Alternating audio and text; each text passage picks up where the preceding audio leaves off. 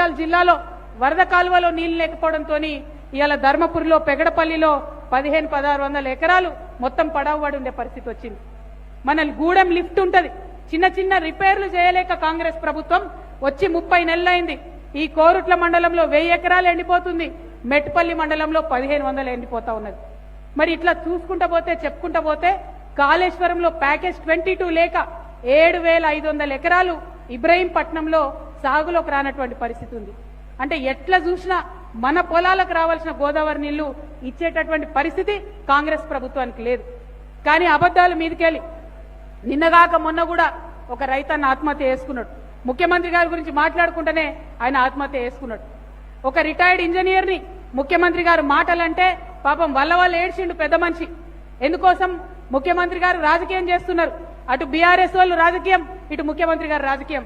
ఏమని అంటే కాళేశ్వరం ఊరిపోయింది కాబట్టి నీళ్లు ఇయ్యడట. ఈయన చెప్పినాం, మేమందరం 3 ఏళ్లకెళ్ళి చెప్తున్నాం, మేడిగడ్డ బ్యారేజ్ ఏదైతే పర్రెలు వాసిందో ఆ బ్యారేజ్ తో సంబంధం లేకుండా రైతులందరికీ నీళ్లు ఇవ్వచ్చు. కన్నెపల్లిని వాడుకొని కన్నెపల్లి పంప్ హౌస్ నుండి అన్నారం సుందీల నుండి తీసుకొచ్చి ఎల్లంపల్లిలో నీళ్లు వస్తే ఇవాళ మన ఎస్ఆర్ఎస్పీ నిండుతుంది, మన వరద కాలువ నిండుతుంది, మన మల్లన్న సాగర్ నిండుతుంది. వీటన్నిటితో నీళ్లు ఇవ్వచ్చు. కానీ ఆ మాట మాట్లాడతలేడు ముఖ్యమంత్రి. మాట్లాడకుండా ఏమంటుడు? ఈ 3 బ్యారేజీలు నింపుతేనట భద్రాచలం రాముడు కొట్టుకపోతాడట. మరి ఎవరు చెప్పిర్రో, ఆయనకి ఏం చెప్పిర్రో? కొట్టుకపోతాడని అబద్ధమాడు ఊకుంటా అయిపో. రాముడి మీద ఒట్టన్నాడు, ఈయన ఒట్టన్నాడంటే ఆ పని పట్టన్నట్టే. 1 కాదు 2 కాదు, మనం బోల్డ్ అని చూసినాం. అయితే ఏమైందంటే రాముడి గురించి రేవంత్ రెడ్డి గారు చెప్పగానే నాకు ఒక విషయం గుర్తొచ్చింది. మొన్న ఈ మధ్యనే భద్రాచలంలో రాముల వారి కళ్యాణం అయింది.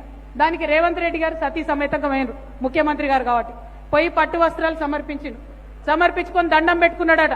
రాముడా రాముడా నాకు కొంచెం లోన్ గిప్పి, నేను ఎక్కడికి పోయినా బ్యాంకులో లోన్ ఇస్తలేరని దేవునికి దండం పెట్టుకున్నాడట. అప్పటి వరకు పాపం కళ్యాణం అవుతుంది, రాముల వారు సీతమ్మని చూస్తున్నాడట మురిపంగానే. ముఖ్యమంత్రి దండం పెట్టుకోగానే ఆగమాగమై చూసి లక్ష్మణ స్వామిని పిలిచిండట. తమ్ముడా లక్ష్మణ ఇట్రా అని. లక్ష్మణ స్వామి వచ్చిండట. ఏందన్నా అంటే, మనము కళ్యాణం సంగతి కొంచెం ఆగుదాము, ఈ ముఖ్యమంత్రి ఏమో పైసలు ఇవ్వమని అడుగుతాడు, అప్పులిచ్చుడు తర్వాత విషయం, కానీ జర మన చెప్పులైతే జల్దీ దాచిపెట్టి అన్నాడట. అనగానే లక్ష్మణ స్వామి చెప్పులు దాచిపెట్టి ముఖ్యమంత్రి గాలి మోటార్ పోయేదాకా చెప్పులు దాచిపెట్టుకునే పరిస్థితి.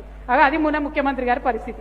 ఎందుకంటే ఏది అడిగినా ఎదురుదాడి చేయడం, ఏది అడిగినా కూడా ఎగబెట్టడం తప్పితే ఒక్కటి కూడా మంచి పని ప్రభుత్వంలో జరుగుతలేదు. కాబట్టి ఆ ప్రభుత్వంలో మంచి పనులు జరగాలంటే ప్రశ్నించేటటువంటి ఒక పార్టీ ఉండాలి. మన టీఆర్ఎస్ పార్టీ జెండా ఇది తంగేడు పువ్వు జెండా, ఇది గుమ్మడి పువ్వు రంగు జెండా, ఇది బతుకమ్మ మీద పెట్టే గౌరమ్మ రంగు జెండా. మరి ఈ జెండాను ఆదరించాలని చెప్పి నేను మిమ్మల్ని అందరినీ కూడా మనస్ఫూర్తిగా వేడుకుంటా ఉన్నాను. ఇవాళ డాక్టర్ రగన్న కోరుట్లలో వచ్చి చేరడంతో డెఫినెట్ గా మంచి బలం వచ్చింది. ఆ బలాన్ని ఇంకా మంచిగా ప్రజల కోసం కొట్లాడడానికి, ప్రజల పక్షాన నిలబడడానికి మేము వాడుకుంటాం. మేము ఇవాళ ప్రధాన ప్రతిపక్షంగా పనిచేస్తున్నాం. రేపటి నాడు మీ అందరి దయ ఉంటే ఖచ్చితంగా అధికారంలోకి వస్తాం. వచ్చి ఇప్పుడు దాకా చెప్పిన పనులన్నీ కూడా చేసి పెడతాం. మరి రగన్న అన్ని పార్టీలు నమ్ముకొని మోసపోయింది అన్నారు. అన్న అన్ని పార్టీలు అన్నలు ఉన్నారు కదన్న, మోసం చేస్తారు. ఇది అక్క పార్టీ, మోసం ఉండదు.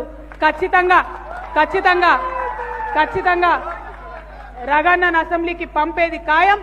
రగన్న నిలబడ్డప్పుడు కోరుట్ల మెట్పల్లి ప్రజలందరూ కూడా మరి రగన్నకు సహకరించాలి, వారికి ఓటేయాలి, వారిని గెలిపించాలని చెప్పి మనస్ఫూర్తిగా మిమ్మల్ని అందరినీ కోరుతున్నా.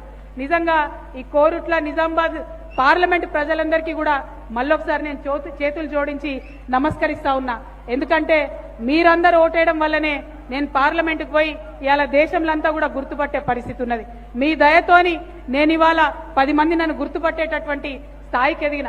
మరీ ముఖ్యంగా కోరుట్ల మెట్పల్లిలో ఉన్న ఎవరైతే ముసల్మాన్ సోదరులు ఉన్నారో अब सबको मैं तहे दिल से और एक बार शुक्रिया अदा करना चाहती हूँ, क्योंकि हर टाइम आप हमारे साथ रहे, हर टाइम आप हमारे बहन, आप मुझे अपने बहन मान के एक फैमिली मेंबर का आपने दर्जा दिया.